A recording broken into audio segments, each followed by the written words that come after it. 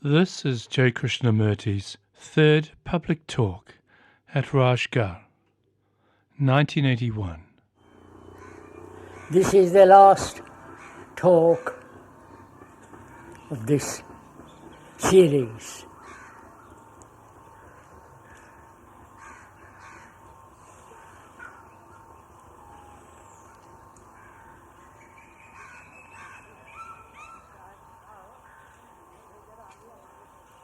We have talked about various problems of life. We've talked about the corruption in this country. Not that it don't exist in other countries. We've talked about relationship between human beings, in which there is hardly any relationship at all, for there is no love. We also talked about fear and the ending of fear, pleasure, pain, sorrow, and with most of us is very little love, and last of all, least of all, compassion. And I think we ought to talk over together again the problem of death.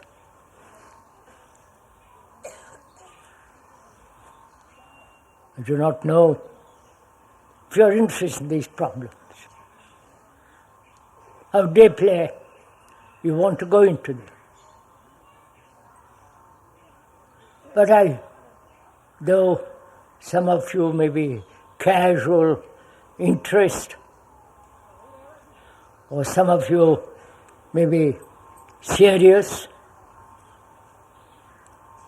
we ought to consider this question of death,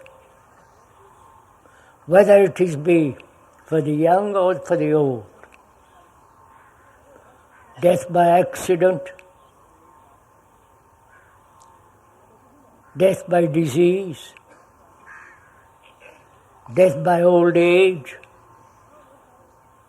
senility. Probably we're already senile when we are educated. No smiles. Probably you don't understand the word senility just as well.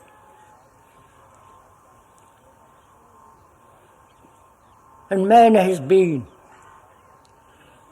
always afraid of this unknown problem, a very complex problem of death.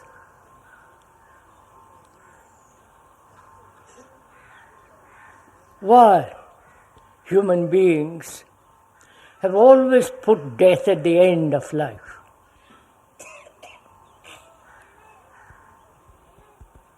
Why human beings, after millennia upon millennia, have considered death something terrifying? Volumes have been written about it. Psychologists have said to prepare for death. And we human beings, in modern age, would rather not talk about it. Would rather avoid the question altogether. But if we are serious and concerned with the whole problem of living, existence, and all the travail that's involved in daily life, we ought to consider seriously this question of death. which may also help us to understand the nature of meditation. So what is death? Why man, human beings throughout the world, have been afraid of this terrible so-called catastrophe?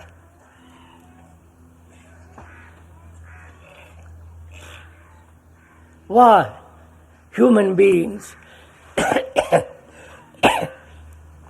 have not considered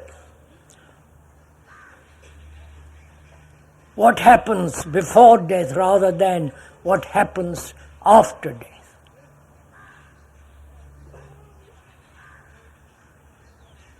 Most of us are concerned what takes place when we die. But we never consider what happens before we die. You understand my question? Isn't that far more important than what happens after death? Is it not far more important, essential, and necessary whether life that we lead, confused, uncertain, insecure, full of aches and pains and travail of life, whether that is not far more essential to comprehend than what happens after death?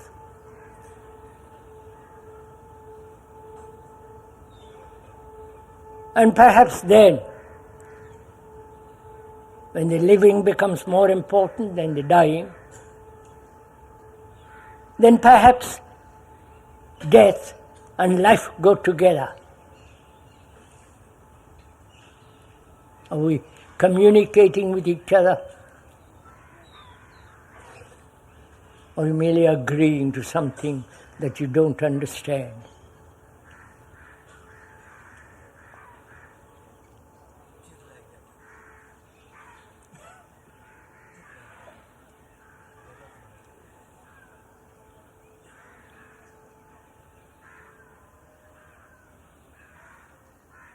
Which is more important? To understand what happens before death, which is our daily life, what we think, what we feel, how we act, what are our thinking, the nature of thought.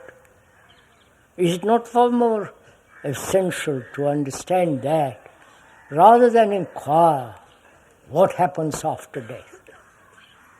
We shall find out what happens after death. We shall go into it. But shouldn't we consider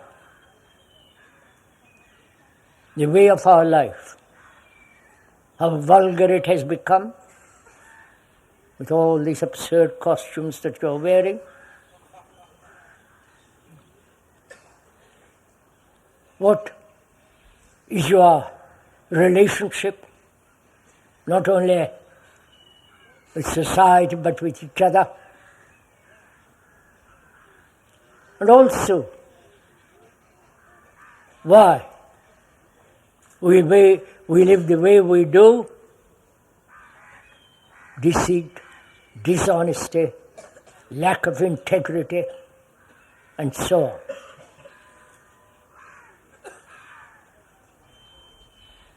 If that is not considered and transformed basically, then what does death mean? The dying. And what is it that dies? The physical body, the form, the name, and all the attachments to which we are accustomed to. The attachment to the family, to your beliefs, to your conclusions, to your gods, to your gurus, to your rituals. You are attached to all that. And death means the ending of all that. So we ought to go into the question together, what is an ending? To end.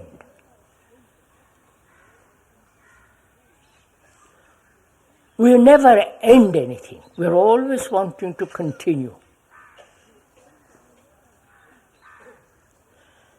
When you end an attachment, please, we are not talking theoretically or in abstraction or theoretically, but actually to end. Say, for instance, your attachment to your guru, the attachment to some kind of belief, when you end it, what takes place? You understand my question? Have you ever ended anything without any motive, without any conflict to end? Because without ending, there is no new beginning. That's so obvious. If I don't, for example, end my attachment to either to this particular property or attachment to a person or an attachment to a belief, concept, an ideal, there is a constant continuity of what has been. And therefore what has been becomes mechanical. It's only when I, suppose, end my attachment completely, inwardly, completely end it. Only then there is a new beginning, not in continuity. In continuity, time is involved. I have been, I will be, I am, that is the process of time. In that process, there is nothing new. I am continuing what I have been, which is modified in the present and continues in the future. It's a cycle. In that cycle, there is nothing new taking place. There are variations, but it's not something totally new. Whereas, if you end something, if you end your belief,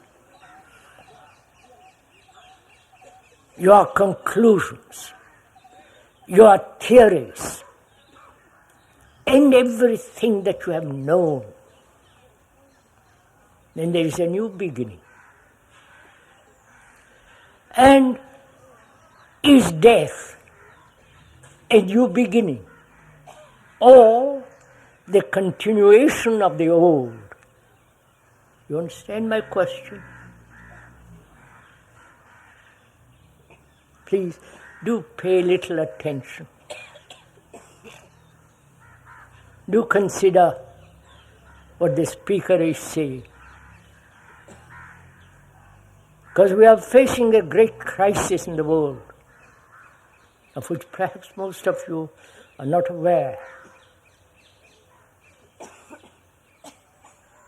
We are facing the atomic bomb, nuclear bomb, and all kinds of horrors are there.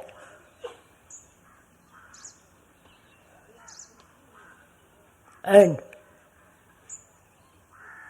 we have continued in a certain pattern of existence all of the known days. You have your peculiar culture and you want to perpetuate that culture. If you ever had it, which I question. We want never to end anything. We want a series of movements which is recognizable, which has a sense of continuity, a sense of security, and therefore we are afraid to end anything, end a habit,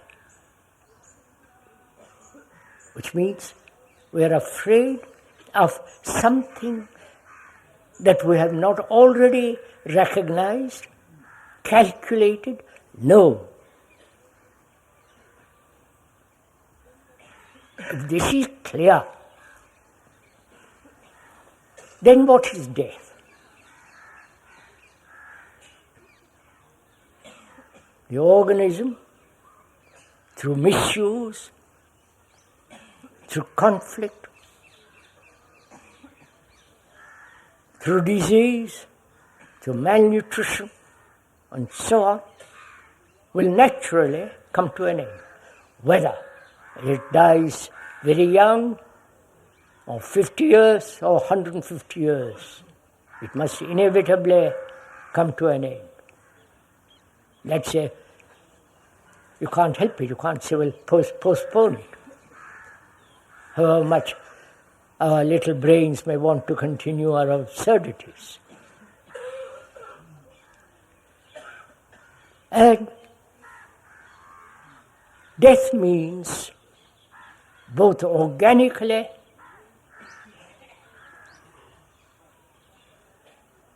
the brain cells in themselves, because of lack of oxygen and so on, all that ends. That's a fact. Now, who is it that dies? The organism or the psychological inward structure that we have built through 40 years, 50 years, or 100 years? You're following with this? Who is it that dies apart from the organism?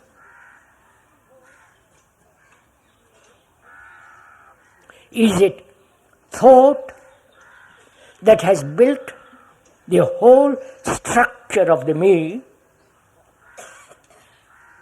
and consciously or unconsciously we are afraid that structure of the psyche coming to an end?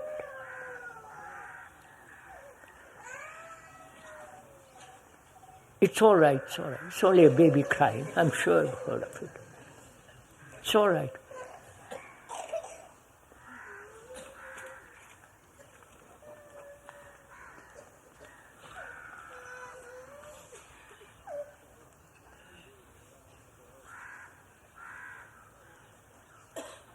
I do hope that we are following not the words, not the description, but actually discover for ourselves what we are. That is, we have never have investigated what we are. The ancient Greeks, about the 4th or 3rd century BC, or 5th century BC, have said, know thyself. I'm sure all the literature in this country in different ways, have said, know yourself.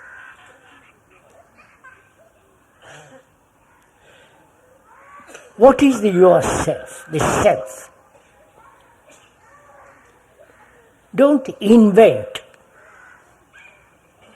Don't follow some psychologist or what the so-called religious literature has said. Find out what is the self, you.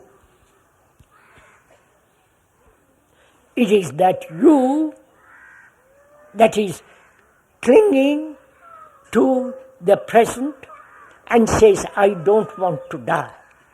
Right? That's clear.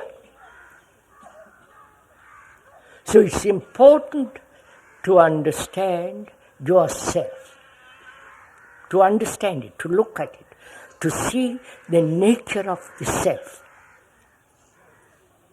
as you would critically examine something under a microscope, or look at that tree with obvious design, the outlines, the beauty of the light, the green, the shadows, all that, look. So similarly, can you look at yourself? Because without knowing yourself profoundly and discovering whether that self is merely, please listen, a series of words, a series of memories, a conditioning according to the various cultures, society, social conditions, economic conditions, and so on, whether that self is an actuality or a structure of words. You're following this? Find out, sir. Don't agree with me. I am asking a question with which you can't agree or disagree. But you have to find out whether you, that is, your form, your name, the things that you have learned, the language that you know, the accumulated experience during 40, 50, 30 or whatever number of years, all that is not a structure of layers of words and memories. You understand it? Or you are something more than that. When you say I'm more than that, the more is the product of thought also. Right? You're following this? I want to find some intelligent face with whom I can talk. Not this.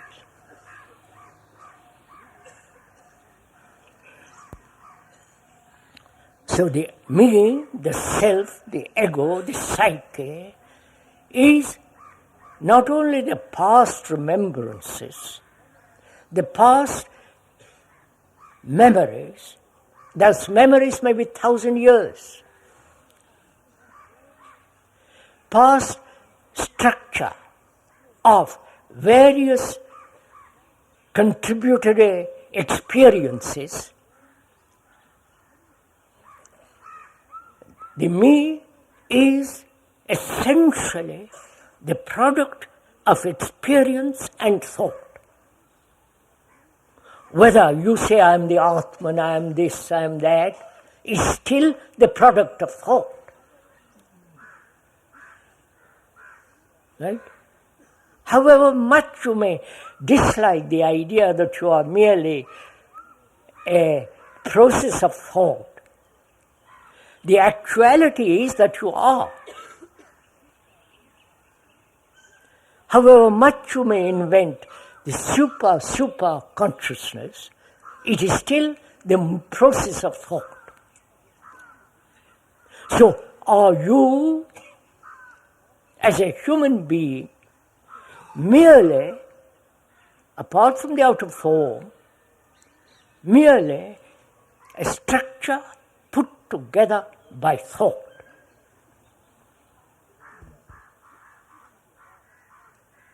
Yes, sir. If you are as you are, which is an actuality, then what places thought and death? You understand? What is the relationship between thought and death? What is the relationship between the living, which is the movement of thought, in different directions, in different skills, different specialities and so on, and death? You got? Are we communicating with each other? Good.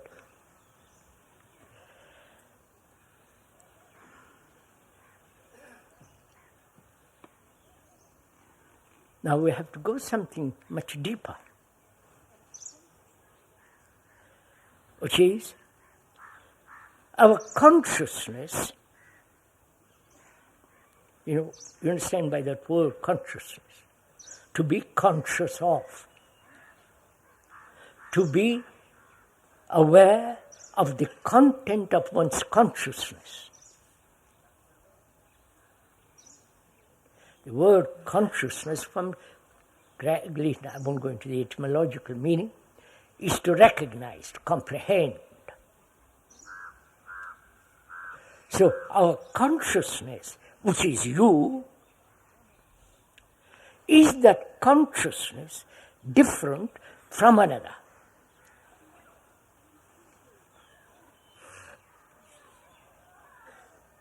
If you say it is my consciousness, which is my struggle, my particular idiosyncrasies, my particular form of expression, my particular form of existence. If you say, my consciousness is the result of my thinking, my pain, my loneliness, my relationship, which is a conflict, and so on, is that consciousness different from another? Please go into this very carefully together. Please, as we said the other day, we are walking together on a path in beauty, in friendship, with sense of great affection, together walking on that path, discussing this problem as two friends. This is not a lecture. This is not a telling you what to think or how to think. But together we are investigating this question, which is very complex. Therefore one must have subtle mind, clear thinking, to apply, not just theoretically spin a lot of words. So please bear that in mind when we are talking about together this problem. It's not my problem, it's a human problem. It's not your problem, it's the problem of mankind. So we are asking, is your consciousness, which is what you think, what you feel, all that, your desires, your ambitions, your greed, your violence, is that consciousness different from another? It's not. Because every human being throughout the world, under whatever skies, and whatever the beauty of the land, they all go through what you are going through. Sorrow, pain, anxiety, loneliness, depression, arrogance, vanity, the utter sense of hopelessness, just like you. So your consciousness is not yours. Yes, sir. It is the consciousness of all mankind. That means, please realize what it means, that you are not an individual. Though we are trained, conditioned religiously through education that we are separate entities, separate individuals, trying to reach some other form of thought, some other form of existence. We are not individuals. Therefore, we are not personal salvation, personal enlightenment. These are very difficult things to swallow, to really understand the full significance of this. So when you die, please go into it, listen carefully. When you die, are you the psyche dying, or the consciousness continues of all human beings? Have you understood this? Look, sir, I die. I'm going to die. 10 years, another 5 years, whatever it is. Is my consciousness, that is what I think, what I feel, what I have learnt, unlearnt, all the things human beings have collected for 1,000 years. Not I have collected, but human beings have collected through millennia upon millennia. I am the result of all that. And my consciousness is similar to the consciousness of the American living far away, who goes through more or less what I've been through. Pain, uncertainty, no security, the threat of war, shedding tears, like me, like you. And when I die,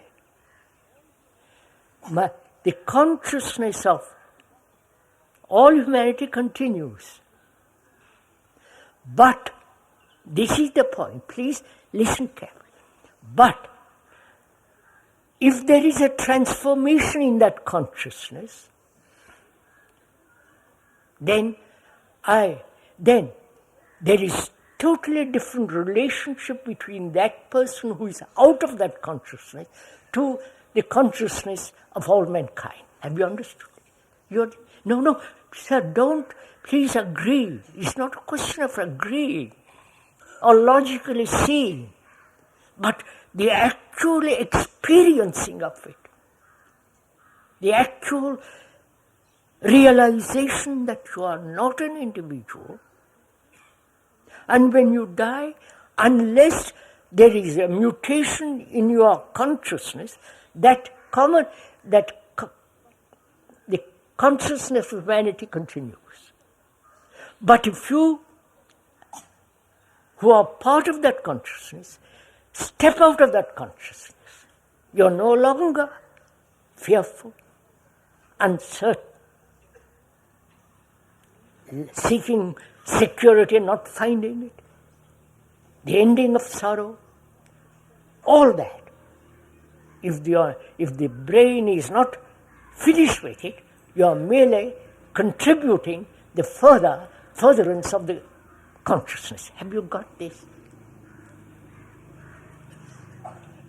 Please, this is not just romantic nonsense. something you would like to have, something that will give you hope.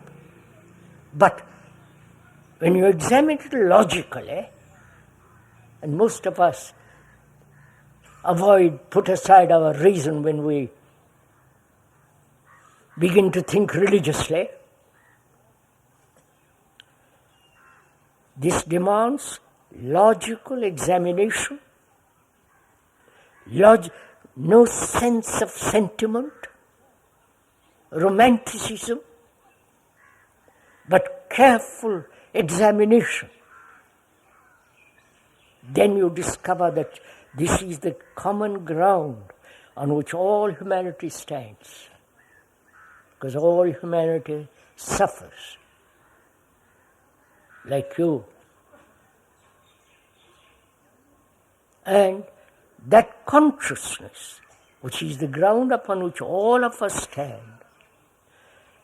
unless there is a movement away from that consciousness, you are merely contributing further to that consciousness. And therefore, death means, you answer it. I'm not going to.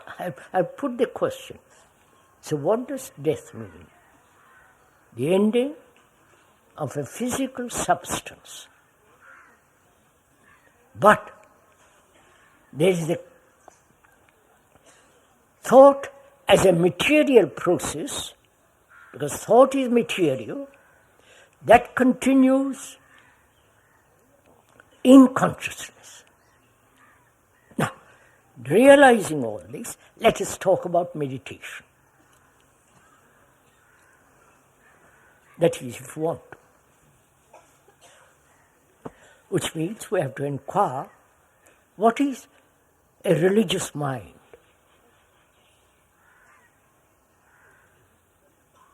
What's a mind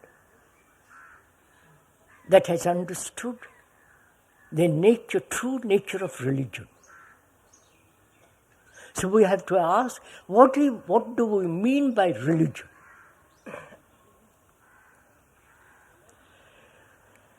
The word religion, etymologically, is very uncertain. There is no, the real meaning of that word, dictionary does not tell you. All it tells you is, when you have looked up into various dictionaries, the best will tell you it is to bind. Legere, I won't go into to bind. So that's what the dictionary means. We leave that aside, but we more or less know when we use the word religion. The speaker is using that word in the sense, all the religions that exist now, Christian, Hindu, Buddhism, Islam, all that is organized, the result of propaganda of 5,000 years. All the rituals, which have lost totally their meaning, a lot of gibberish.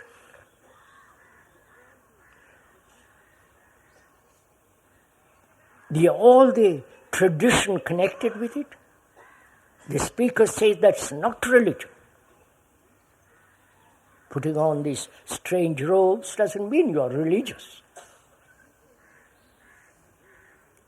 So, the speaker is using that word religion not in the orthodox sense. So far, religion has been the worship of an idol. Whether the Christian idol or Hindu idol, Buddhists have no idol, but they have created their own idols. The Mohammedans have their own scripture, which becomes the form of an idol. So, mankind has turned to worship idols. We are saying that's not religion, because that's the invented by thought. Thought either made by hand or by the mind is still an idol. Therefore, when you worship the idol, it is worshipping yourself, which is the result of thinking. You follow? So we are using very carefully the word religion. Don't translate it to something else which suits you. It's a simple word with a tremendous content in it. But the content which mankind has put into it is illusion. There's no reality. Reality can only be in living. You can't say, I believe in God and do devilish work.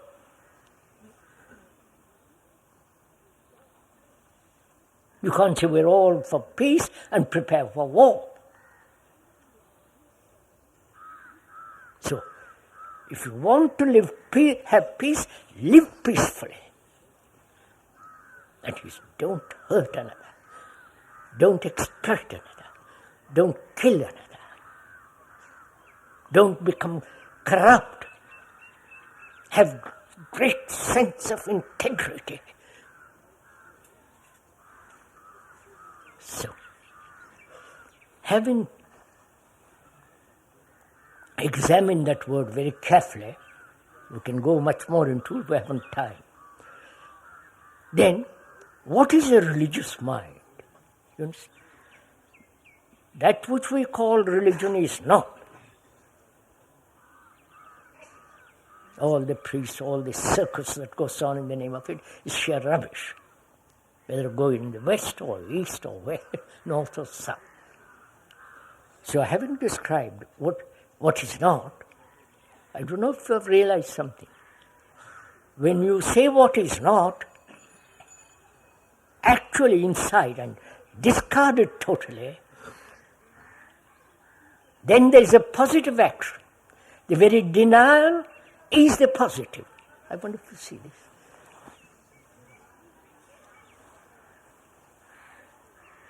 Through negation comes the positive. Not saying I'm thinking positively. Right? So to find out, or to discover, to come upon, that's right, to come upon, approach, what is a religious mind? We must inquire then, what is meditation?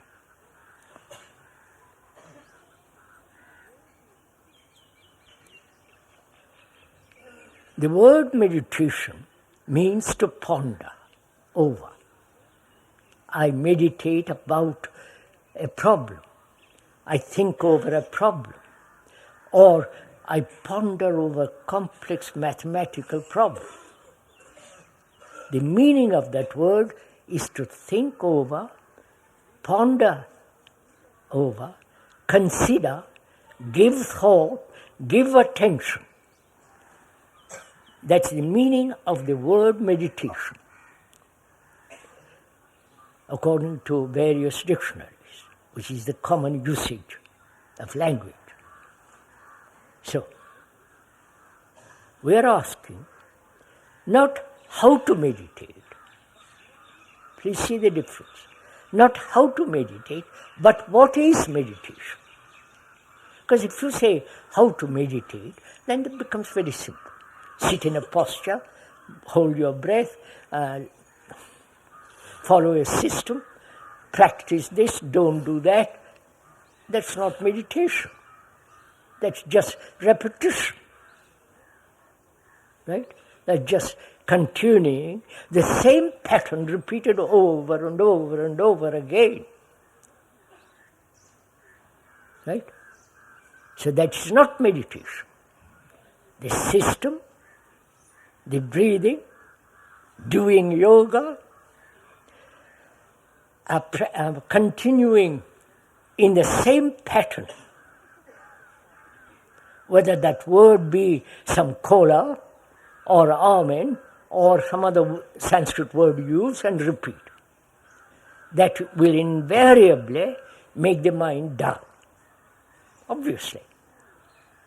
And I keep on repeating some kind of word, I am mesmerizing myself.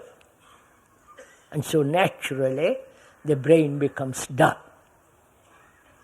That's what has happened to this country.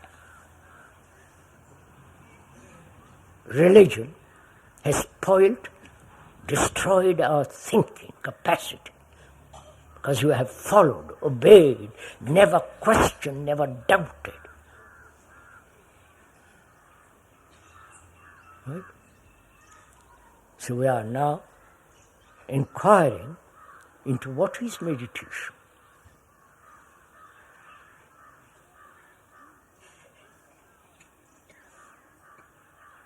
Is meditation apart from life, apart from daily living? That is, give 20 minutes in the morning,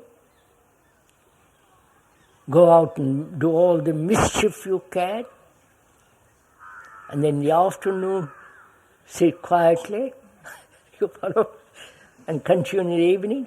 In the meantime, be corrupt, be corrupted, dishonest. Is that kind of is that meditation? Or, please inquire carefully, or is meditation part of living? Not one part of the day I meditate, the rest of the part of the day I am raising hell. So, is meditation something other than the understanding, bringing about transformation in the very daily life of one human being? You understand my question? So, we are going to get into the question of what is it to have a religious mind, and what is it to meditate, and how that meditation related to daily life. You understand? Now, if I don't put order in my daily life, that is inwardly, I cannot have order outwardly. That's very clear. Society is my relationship with another, or with many. Society is made up like that. If I am greedy, ambitious, and you are greedy, ambitious, you are corrupt, I am corrupt, we produce a society, that which you have now in this present country. That's a fact. So, I'm meditating now. Please follow, I'm meditating. I'm not seeking God. God is another invention of my thought. I wonder if you understand all this. If there is God, then God must wish humanity to have a rotten life. Right? But we human beings have created God in our image. I wonder if you see all this. So,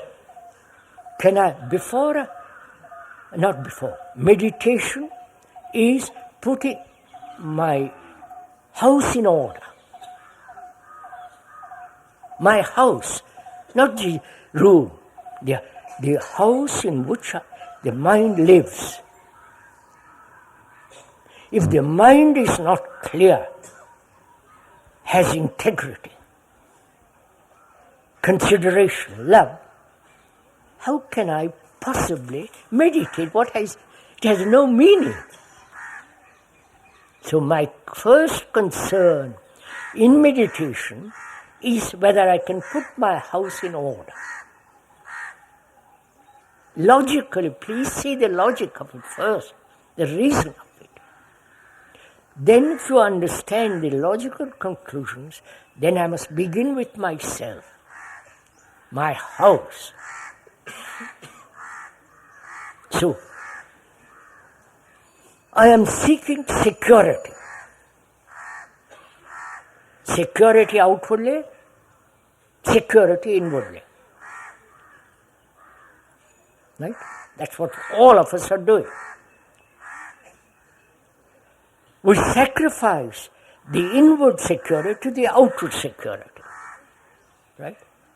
We are more concerned with the outward security. So, we want somebody to guarantee outward security. Government, the business world. If I'm a worker, the business world must see that I have security. This is what's happening.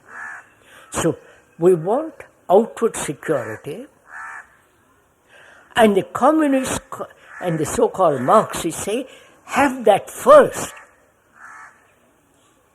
Then the human character, the human mind will change. Which means change the outer circumstances, the state, the society, the government, change all that. Then man will naturally be good. And you have seen the experiment in Russia and all the other parts of Eastern Europe, that doesn't work. Because man wants freedom. You can't suppress him. And because he is free in the Western world and in India and in Asia, parts of Asia, his freedom is to choose. He says, I'm free because I can choose. But his freedom is within the field, please listen carefully, within the field of knowledge. You've understood this? So, he says, within that field I can choose. Go from one corner to another, north, south, east or west, and he thinks he's free. So, there must be freedom of order, which is intelligence.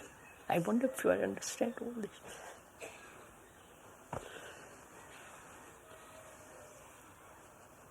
So can meditation put the house in order? Or first put the house in order, then that very order is meditation. You understand? No, you don't understand. You don't agree to something you don't understand.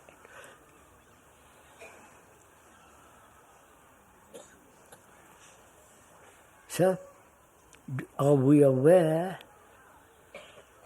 without any direction, aware that we live in disorder? Are we aware of it?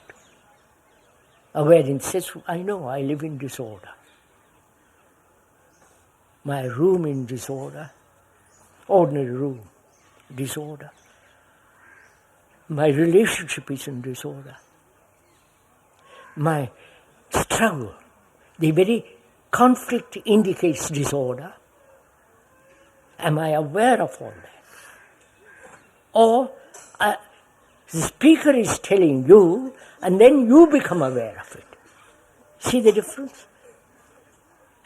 Then you are not aware of it yourself. Somebody is telling you to be aware. I wonder if you see all this. So when you are aware of the fact that you yourself have seen that your house is in disorder, and out of that awareness, see what are the causes of disorder. When you discover the causes of disorder, then what has a cause can end. wonder if you... May I go a little bit further? No, don't say yes. This is not a game we are playing. God's sake. We have been saying that the universe has no cause. If it had a cause, it would end. Anything that has a cause must either continue or end. Continue in the sense repetition. Cause, effect. Now listen, cause, effect. The effect becomes the cause. The cause becomes the effect. It's like a chain. But the universe has not a cause. And therefore it is infinite. Right? Whereas human beings have a cause, which is their causes, their action is based on either reward or punishment, which is a cause. I do this because I'm rewarded. Or I don't do this because I'm punished. That, this is the common factor in all of us. I will change if you reward me. Or if you punish me, I'll change. Therefore, there is our existence has a cause. Therefore, please follow it. Therefore, our existence, because there is a cause, can come to an end, which is death. You following me?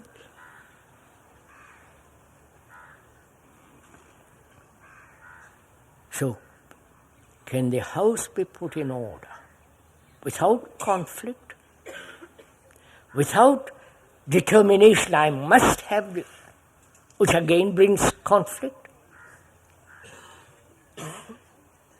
Or the house can be kept in order, inward house, by perception, only perception. That is, to see what is, not what should be, to see what is and remain with it. I wonder if you understand this.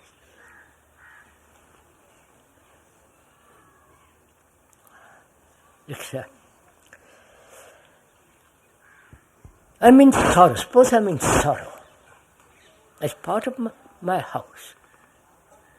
The sorrow, which has come about for various reasons, son's death, brother's death, husband's, whatever it is, death, sorrow, and never to escape from it. Never to rationalize it. Because then you are away, you are moving away from the fact of sorrow. That is, when you rationalize it, when you say past life, when you try to analyze it, that is moving away from what is. If thought doesn't move away from what is, then you hold it. Right? Like a vessel that holds water. That sorrow is the water. And your mind is the vessel and is holding it. Not moving away from it. Which means you have given complete attention to that which you are holding. You're following this, sir? No, don't, please. You do. Then, when you give total attention, which is total perception, then that which you are holding has no meaning anymore. I wonder if you understand. Even logic, please just verbally even understand this. But when you begin to realize the depth of it, the beauty of such thing. Then you are putting, the mind itself is putting order in itself. Not, you are not separate from the mind. You are that. So when you hold it without any movement, mind itself is in order. Now, suppose you put the house in order, which you have not, unfortunately. If you had, we would have a different society, different government, different relationship with each other. But since you have not, that's up to you. But if you have put your house in order, complete order, by understanding totally what is disorder, not understanding what is order, by understanding what is disorder. Out of that comprehension, realization, awareness, and giving your total attention to the various contributory causes of the disorder, then order comes without your seeking order. Then we can start. Then what is meditation? You understand? Are you working as hard as the speaker is working? No, you are not. Obviously. Oh, gosh. Then what is meditation?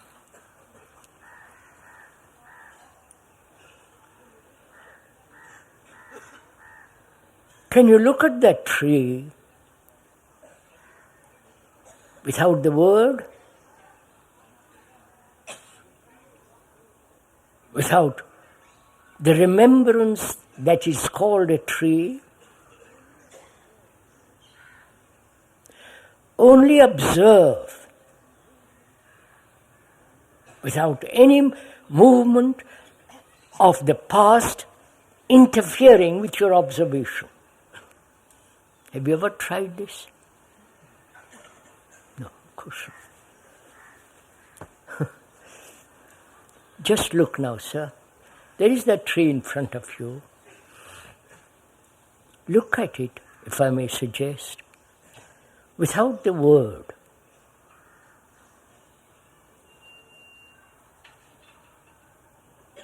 Without the naming, the species, just to observe the whole tree. Can you do it?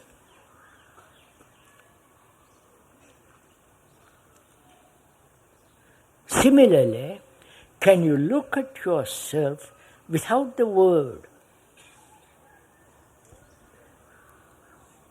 Without all the past remembrances throwing themselves and so preventing your observation of yourself as you are. You understand? Is this too much in one talk? Please, are you following what I'm saying? No? No, sir. It's not a moment for conversation. Sorry.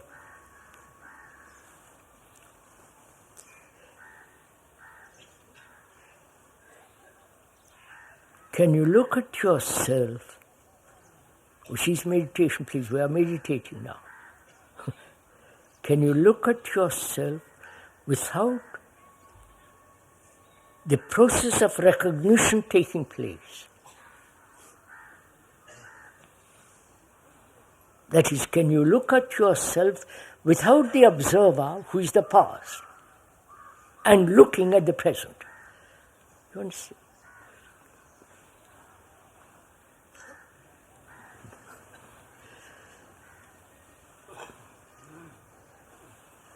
What am I to do? You can't. So let me go on. You listen to it. If you can catch it, if you can't, it's up to you.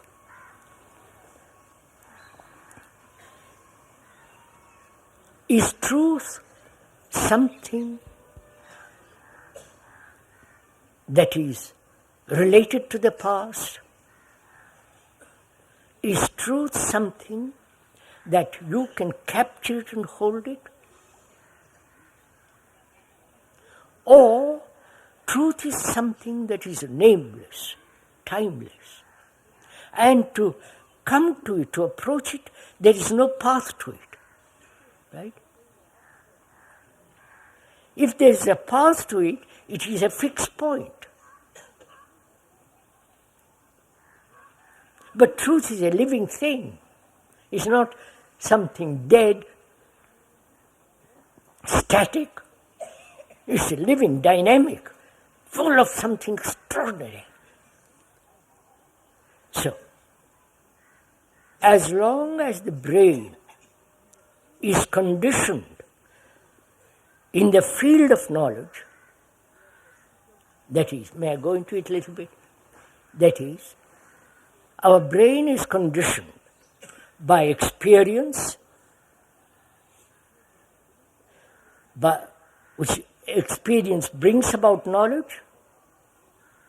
That knowledge is stored in the brain, in the cells of the brain, which then is memory. That memory reacts as thought. From thought there is action. In this cycle we are caught. If you observe yourself, you can see the fact of it. Whether your experience or 1,000 years' experience is stored, which becomes knowledge, scientific knowledge, technological knowledge, the knowledge of relationship, knowledge. From that knowledge, there is memory. Knowledge is memory. Memory then responds as thought to a challenge. Of course, you ask me a question, I reply. From memory. And that memory has, its reaction is thought. Then thought acts. From that action you learn. So you are back again in this cycle. That is experience, knowledge, memory, thought, action. From action you learn, modify, past knowledge, you are caught in this cycle. Right?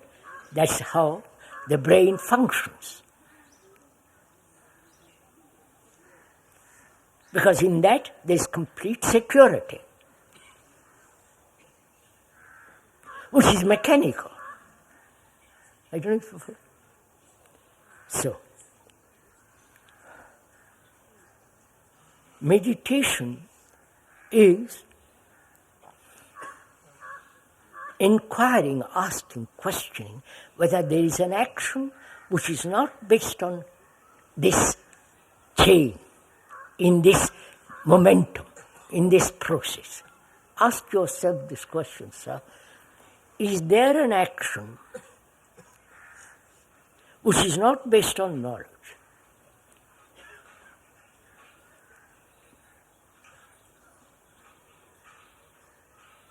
Ask you, find out. Because all our action is based on knowledge, which is thought. And therefore, as thought is limited, because knowledge is limited, there is no complete knowledge about anything. You can't. Therefore, thought is limited. Right? Please see that. So, is there an action which is not limited? Understood my question?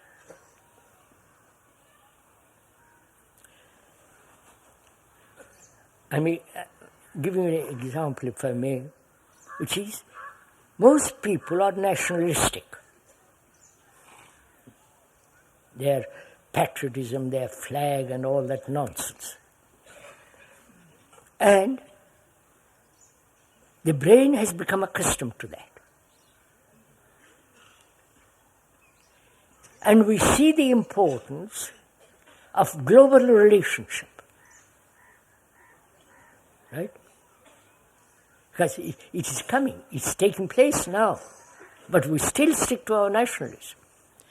Global relationship is becoming more important. Has to take place. But our brain refuses to respond to that. Because we are conditioned, we are trained, our education salute some dirty little flag, paper, to salute it, to worship it, and all that kind of nonsense.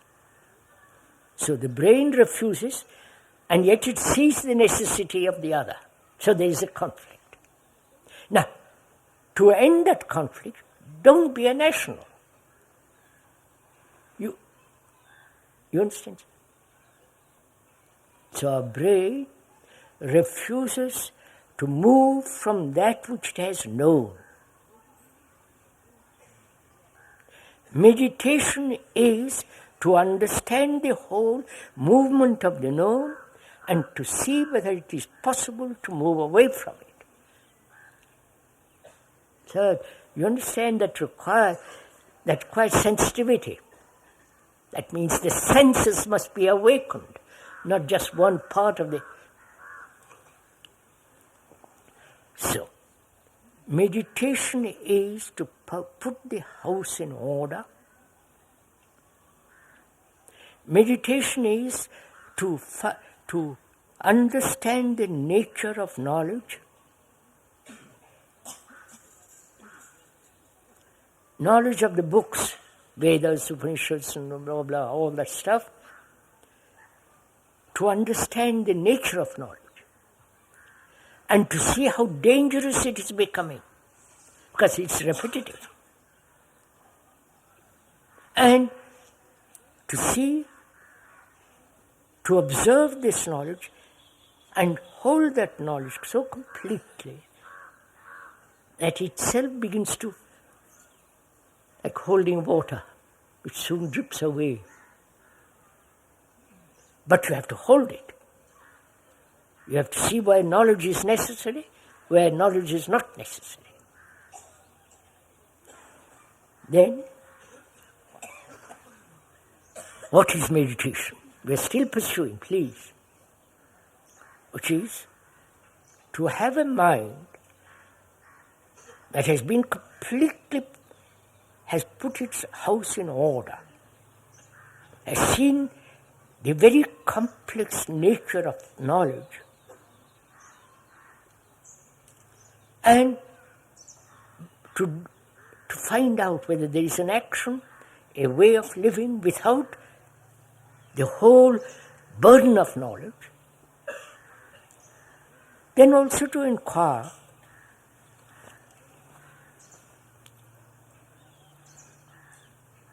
what is attention and what is concentration. You understand? Because that's part of meditation. Concentration, any person can do.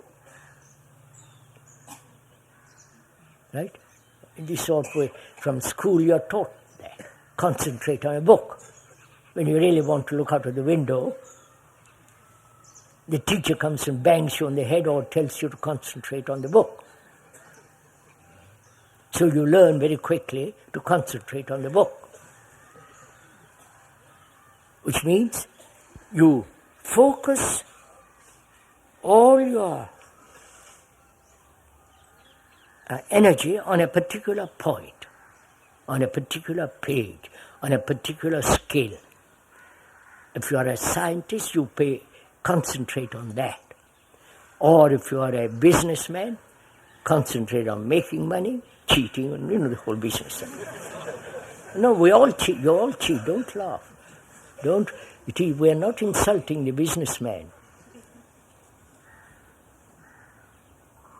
You're so ready to laugh at somebody. You're not ready to laugh at yourself.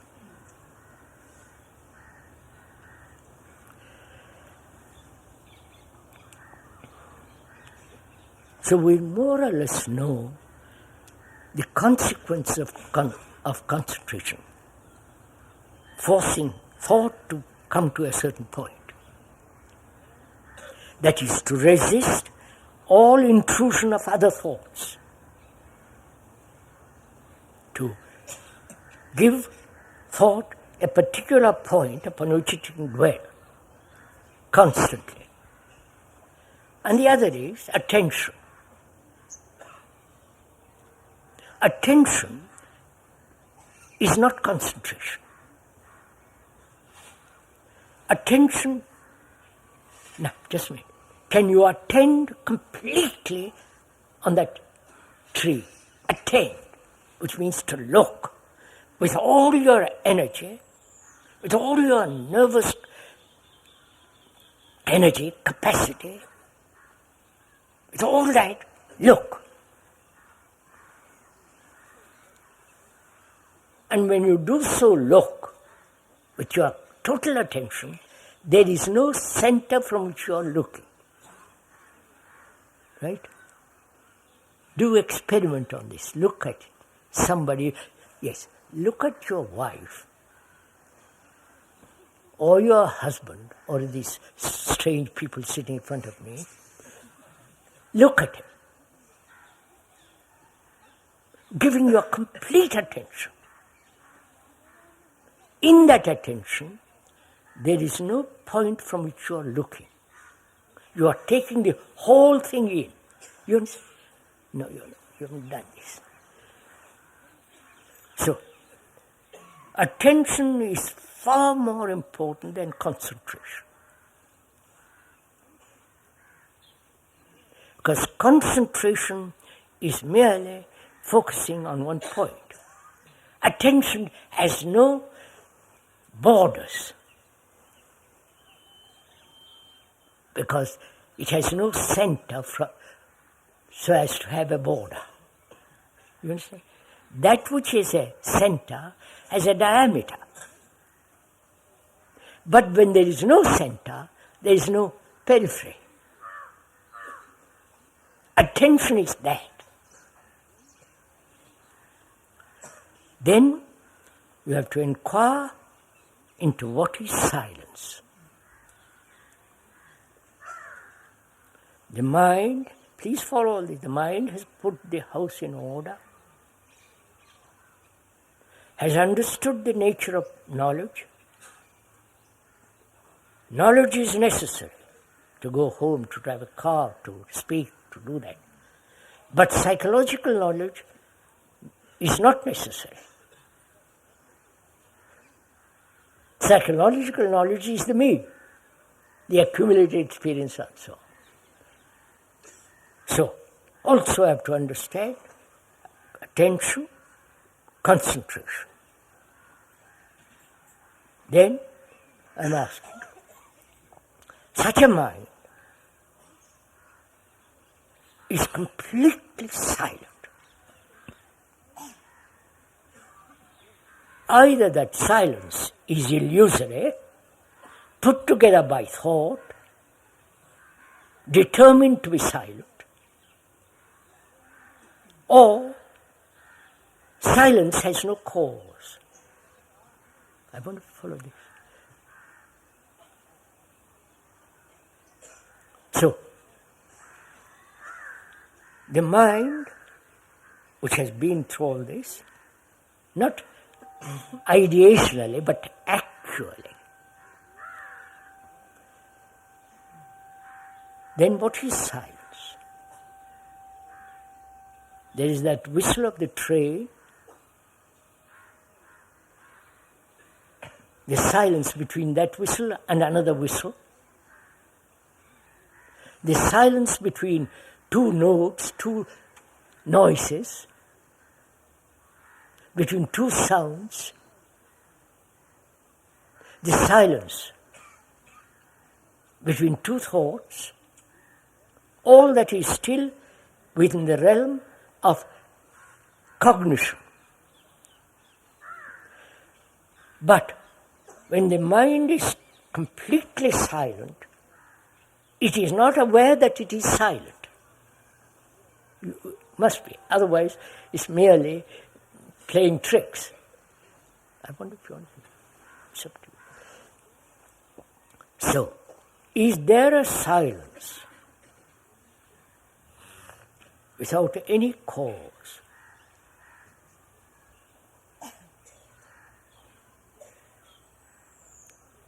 And therefore, that silence has no end. That which has a cause can end. But a silence that has no cause has no ending. It doesn't say, can I maintain it? I want to follow all this. Because that silence is absolutely necessary. Because in that silence there is no movement of thought. In that silence only, that which is sacred, that which is nameless, which is not measurable by thought, is. And that which is the most sacred. This is meditation.